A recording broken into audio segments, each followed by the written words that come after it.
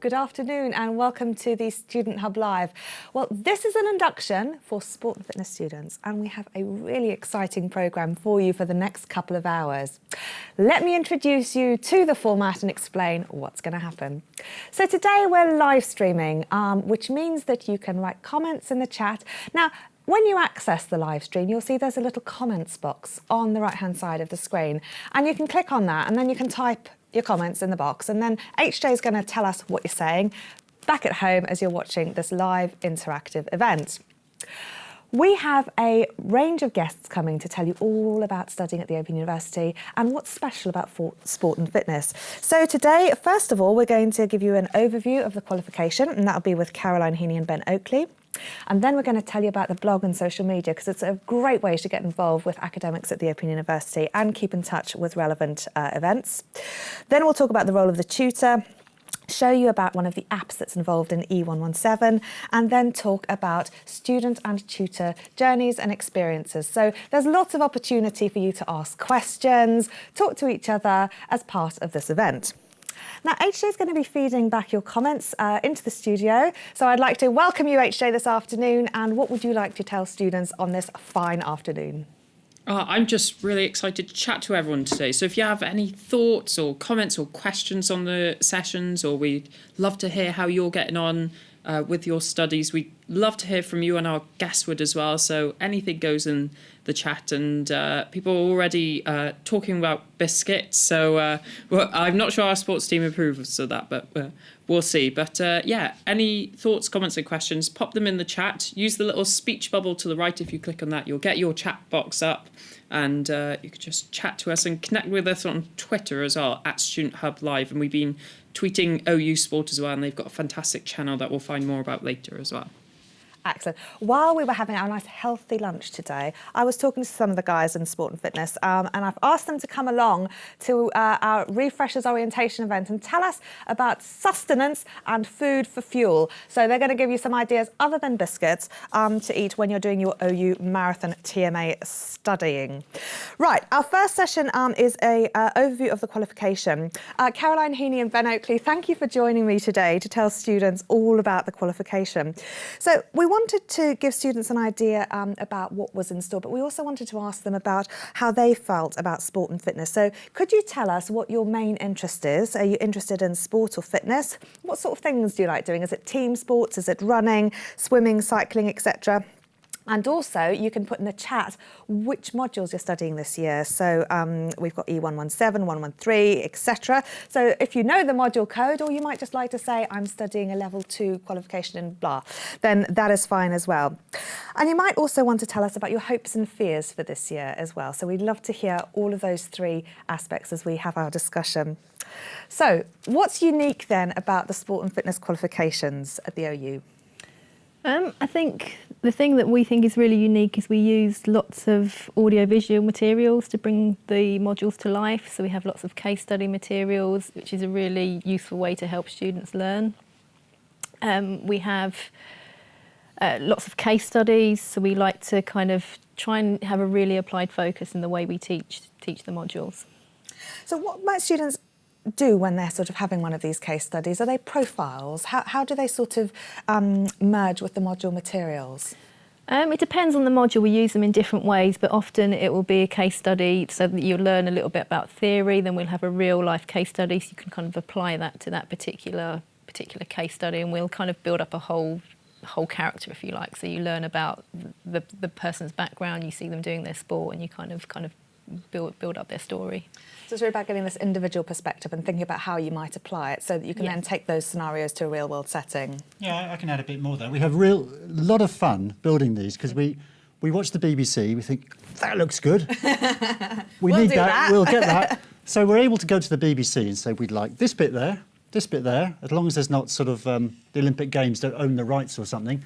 But we make and build stories around those case studies using exciting material. Tell us about this, because there's been a lot of programming that the school has been involved with. But tell students who don't know about the unique relationship with the BBC and how academics can be involved in programming, because you're right, it does all feed into teaching. It all goes back. Yeah. What is it? 40 years ago, the OU was set up based on watching TV in the middle of the night. Some of you may remember that. But obviously, as TV and the internet have sort of merged a bit, we've gone away from TV and gone towards online delivery. But we've still got a relationship with the BBC because we can go to them, and we've got a special agreement where we get their programmes a bit more reasonably priced than other people. We can only use so much as well. So that, and we also make programmes, as you know. With the BBC, we've made some Olympic programmes. We've made a great programme with Michael Johnson. What else have we done? We've done radio. We pull this material and try and make the modules exciting using that material. And this is really unique to the Open University. I mean, it happens in a lot of areas of the OU, but the way that you're including some of this in teaching is really relevant, as well as being able to apply some of the research that we're doing within the school to those programmes. Yeah, it's not just about sport. Remember, the course is partly about how your body responds to exercise. So there was a programme on last night, wasn't there, Yes, called The there Human was. Body. I missed it. I was and here. it's an Open University programme Yes. as well. So we've got our eyes on that because we know in 2 or 3 years' time we need to update a module and we're going to use some of that. So it's very exciting. I just add one more thing to the unique part of the OU, which is you're often studying yourself. You're studying how your body responds to exercise, how it responds to nerves and stress and anxiety and these things. So we find people studying sport and exercise, they get very passionate about it because they end up understanding more about how their body works and how their mind works. Yeah. No, absolutely. Oh, it's brilliant to be able to study on iPlayer as well, and as you're watching some of these programmes, but so much of it, as you say, does relate. And there's this whole learning journey as part of your studies and part of the things around you begin to make more sense. Yes, it's deeply distracting because you'd be doing something and then you see, I find it's distracting reading the paper, or people don't read papers anymore, do they? Watching Some people TV. We're always sort of thinking, oh, that applies to this. Yeah. I'm always trying to make links, and hopefully some of our students will get into that kind of process. Yeah, it is one of those things. I've heard so many students say studying has stopped me from reading a newspaper in the same way, because all of a sudden, you know, irrespective of the subject matter, you're starting to think a bit more critically. You're starting to think, where has this come from? What evidence is there supporting this? And really, should biscuits be the main staple for OU students? I know, at level 3 we have a module called Contemporary Issues in Sport and Exercise, and one of the titles is, can you really trust what journalists say? And you know, when you started studying and you start being a bit critical, where's the evidence for that? How can you say that based on this? So yes, it does make life a bit more, what's the right word? Interesting and integrated, I guess. Yeah. I often think of it as being, because it's right, you're right, you know, you are shifting the way that you view things. But it's not only newspapers and it's not only TV, because you guys are using technology in a lot of different ways as well, which is really exciting and is something that is very unique to the OU, the way that we're including things like virtual reality. We're going to look at some apps, social media. I mean, there are all these sorts of avenues of being able to communicate and disseminate information and inspire students, which can be amazing, but it can also be an opportunity to procrastinate and not do your studying. No, we don't like procrastination, we like brevity. Focus. There's 2 other things about, I think, are unique to us, which is different to other sport programmes. We did some research when we set up the programme 8 or 9 years ago. We went out to talk to employers. We said, look, what do you want our students to do and what skills do they need? And they talked a little bit about sports science and about management and leadership, but the 2 things they really came back with, we want people to know about communication. They've got to know and understand interpersonal communication skills. Now that's quite, might think that's quite challenging to teach that through the internet, but you know, we've got some, in the second module people do, they do delve into and explore communication and interpersonal skills. And another thing employers said to us, we want people to understand how they and other people are motivated. So it's about human motivation and understanding what drives people, what blocks people. So understanding yourself and how other people are motivated to do things was another key thing. I can't remember what else they said, but those are the 2 things that stuck in my mind. But it's very interdisciplinary. I mean, even though it is sport and fitness, there are things like psychology as well as motivation that play a key part in what you're doing. Absolutely. And about conveying enthusiasm and passion for what you do. And the beauty is when you talk to sports students, they all love what they're doing, and they're normally passionate about 1 or 2 activities in particular. Or we do get all-rounders. We get the PE teachers who want to do everything. But and I think you've got a clip of a a trainee PE teacher later on, haven't you? Yeah, no, absolutely. Because, I mean, leadership is one of the things that's very important, and like motivation, is a difficult, concept to teach. How do you go about enabling students to develop some of these softer skills? Do you want to answer? I'll answer because I'm writing about that at the moment. And so we make people aware of a concept. So say a word like empathy. Well, what does empathy mean? And then we illustrate it. We write a bit about it, and then we get people to look at some animations of what other people have said online. If you put the word empathy into Google, you'll get millions of results. But we pinpoint and find the animations that we think work, and then we get people to apply it to some case study films. I found a great case study film of Chris Hoy doing the 24-hour Le Mans race. Chris Hoy, the cyclist, and when he retired, he went and drove a car, and he has some altercations during the 24-hour race, as you can imagine, as they're changing tyres. And then, so people watch these films like that and think, is there much empathy there? And that's how we bring it to life. You're watching a lot of TV, Ben.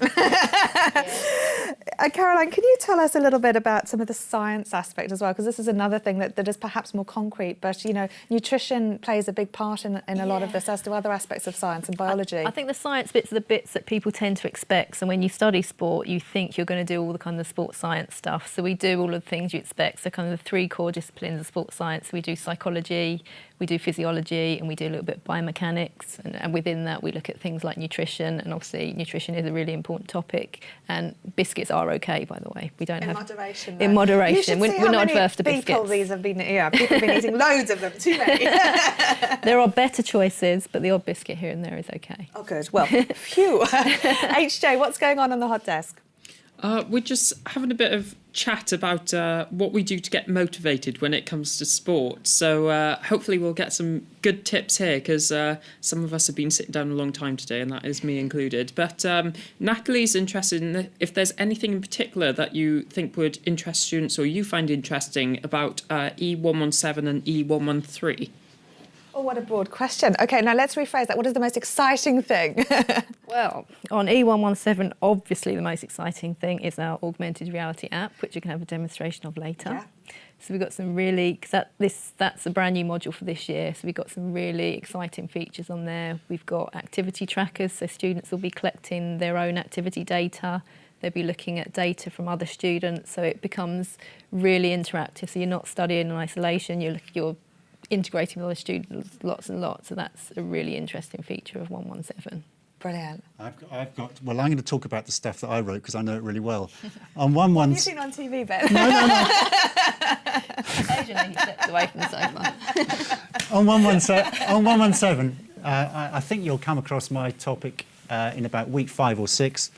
And we look at the globalisation of sport. How is sport and exercise and fitness gyms spread around the world? We tell a bit of a story and get the students to think about how sport has spread, and then we get people to think about, what the most popular sports in the world or in the country are, and why that might be, and which sports are increasing in popularity and which sports are decreasing. And then later on in the module, I think in about week 17, something like that, I asked the question, is coaching an art or a science?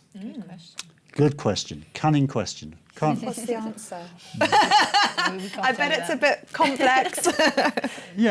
And that's a challenge we have, because most answers to most questions are quite complex and nuanced, but we have to try and simplify them, but we can't simplify them too much. So at level 3, we lay out the whole complexity, but at level 1, we try to illustrate that it's more complicated than it might first seem. So I won't answer the question because that's for the students to do. Fair enough. OK, I want to talk a little bit later about how we teach in terms of the tutorials, but could we, just since we're on the subject of the different levels, talk a little bit about what happens at level 1, 2 and 3 and the sorts of things that students can expect? So could we start with then level 1? So this is what we're talking about in terms of E117 and 113. What are some of the key things that students are going to be really excited about? I know you've mentioned some of them already. In terms of their learning, and what sort of challenges might they be good to be aware of? I think at level 1, so we've got the 2 modules. We've got the first module that most students will be studying is E117. So that module is about giving you a really broad introduction to lots of different aspects of sport and fitness. So you look at kind of the sciencey stuff, you look at kind of the management kind of stuff, and then you start to kind of piece it all together. So I think what we're doing with that is we're kind of building up that broad base of kind of the knowledge that you need to have. And then when we move on to the second module, which is 113, which will become 119 next year for those that aren't studying it this year, we start to look at some of those soft skills that Ben was talking about. So those important skills like being able to communicate well, being able to motivate people and all those kinds of things. Working in teams and things like this. But it's not just about the knowledge.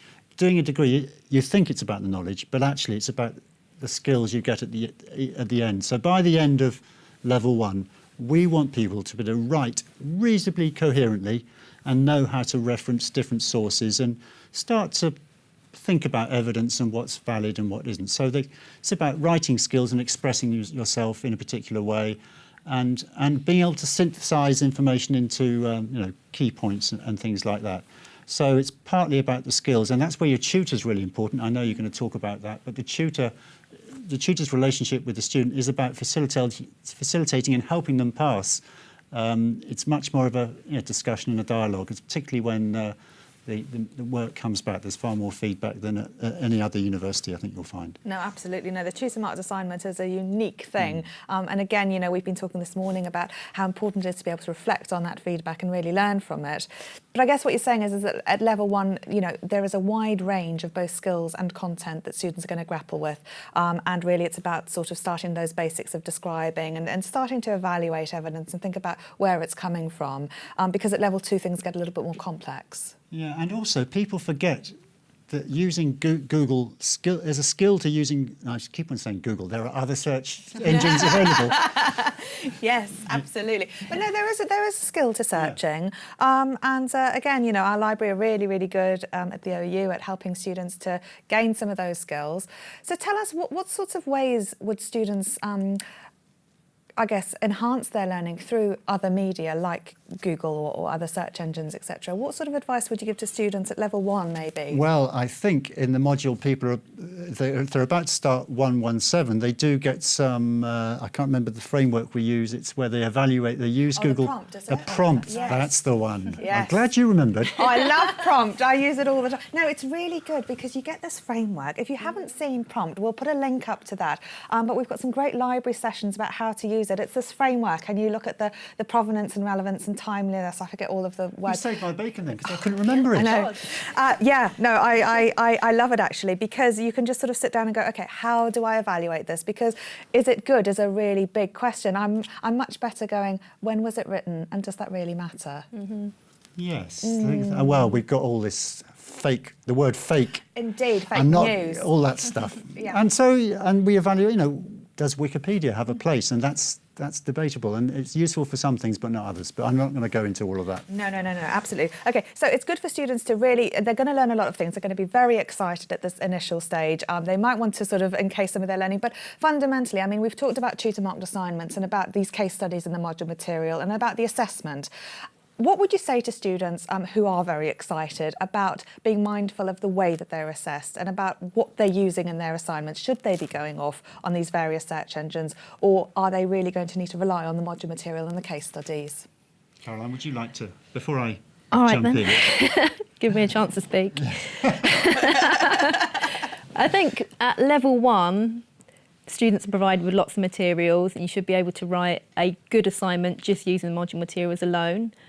But it is also useful to have a look and see what resources there are out there. And as you said, the library stocks lots of useful resources in terms of journal articles and things like that. But we do also encourage our students to look at things in the media. So if you see something on Twitter, or if you see something in a newspaper and you see a story, we want students to look at those things, and we want them to start looking at them with a critical eye. And so I think Ben's television watching is okay then? it's okay within reason. Okay, so it's good to be mindful of these things. What are your students like who are studying sport and fitness? I can imagine that they're often very interested in applying a lot of this, either to their own lives or in their settings. Is it a very applied module in terms of the things that you can actually start doing with it? We're very mindful that everything we teach our students is applied because we want them to see the contextual and practical relevance of it. So we are very conscious of that. But at the same time, we have to be... lots of our modules aren't necessarily a licence to practice in that particular area. So, for example, if you do our sports psychology module, it doesn't mean you can go out and be a sports psychologist afterwards. So it's all about keeping things very applied to the roles that people are working towards. So we've kind of got, within our student body, we've got really diverse group of students, but we've got those that are sports coaches or want to be sports coaches. We've got those that are working in the fitness industry. We've got those, as Ben mentioned earlier, that want to go into PE teaching. So we've got really diverse student groups, and which is great because diverse student groups make for really interesting discussions on the forums. And we're going to talk about working with your tutor, but as well as working with your tutor, working with other students is really important. So it's... Tell us then, do you study, I mean, I know a lot of you have backgrounds in sport and coaching and a various range of areas as well. How much of the content in the module applies to elite athletes and how much can students then learn from those elite athletes about what makes them unique? Some of our work does cover elite athletes, but some of the work doesn't, because we know in reality the jobs at kind of that top end, elite athletes, there's relatively few positions in those areas. So we concentrate on lower level sports performers and participants as well. So we want to prepare students for roles that they're actually going to do, and very few will go on to work with elite athletes. Okay, so tell us then what happens at level 2, because this is, as I think I mentioned earlier, where things start getting a little bit more specialised from the broad level 1 modules. Yeah, the level steps up a little bit, obviously. In terms of the actual specifics of what we study, if students are doing our sport and fitness qualifications, is we start to specialise a little bit more. So we look at very specific areas. So, for example, we have a module on sport and exercise psychology. We have another module where students actually have to have a level 2 coaching or fitness instruction certificate. And I'm sure there's students watching that are preparing for that module later in the year. And that was a really important thing when we put the modules together, that we wanted to have kind of a practical element, didn't we? So we thought we'd bring in... We wanted people to exit the degree with, a licence that was valid in the workplace. A lot of other courses don't have that. So people have to get this level 2 certificate. They have to go out and get it in either fitness or coaching. It's up to them what sport they use, but then they apply that learning, and we lift it up to degree level in a particular module in level 2. The third module in level 2 is about sport and conditioning science into practice. It's called Sport and Conditioning Science into Practice.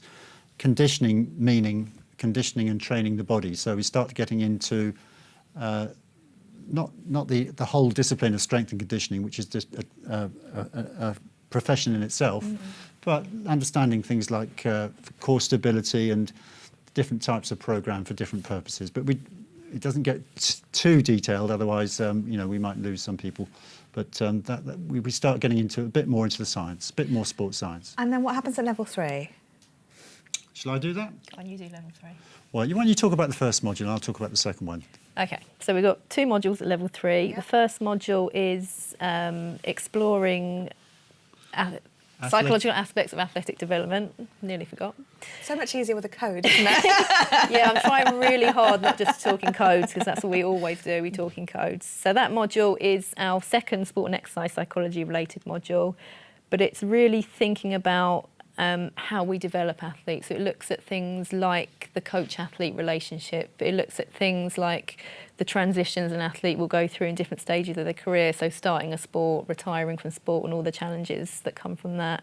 We look at quite specialist areas. So, for example, we do something on depression in sport. So mental health in sport is a really big area at the moment. So lots of kind of interesting aspects, psychological aspects that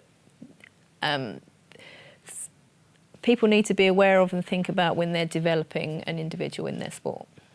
And one thing you didn't mention there is about when we talk about someone being talented in a sport, it also means they need to have psychological characteristics and tools, and we explore what those characteristics are.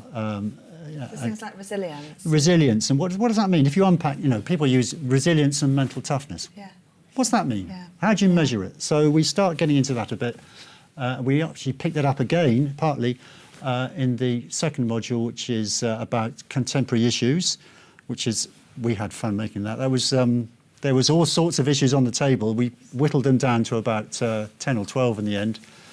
And that one of the things there we discussed there is about, does it pay to specialise in a particular sport? Is it best to be a generalist at a young age? I think you write about recovery, ice baths and compression garments and all that kind of thing. We talk about gender in sport. We talk about, you're going to help me here. We talk about homophobia in sports. So some really topical current issues there. Concussion. Yeah. I think what's really good about that final module is students get to choose what they want to do. So their end of module assignment, they get to choose what area they want to look at from this big choice. So it's a real chance to find something that really interests you, something you really want to find out more about, and really kind of immerse yourself in it. Yeah. Explore the topic in detail, and you start to use journal articles and the internet. And we ask people to contrast what the media is saying to what the evidence is saying. And sometimes there's a big mismatch, and sometimes it lines up. That's an interesting theme to pursue. Excellent. Well, Caroline and Ben, you've given us a really, really comprehensive overview of the many issues that students are going to deal with.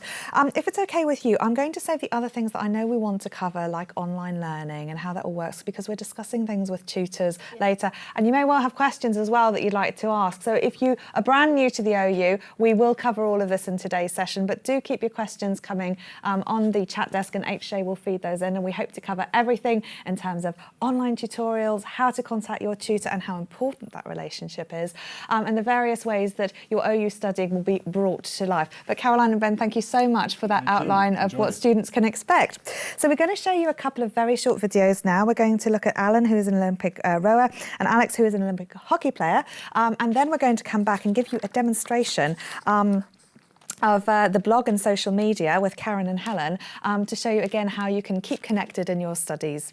See you in a minute.